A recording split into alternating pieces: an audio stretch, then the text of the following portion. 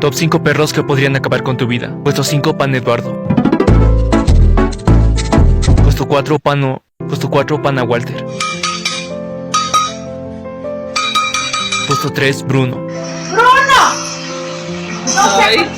Puesto 2, el perro guatón. Perro guatón. Perro guatón. No sé. Y puesto 1, perro feliz.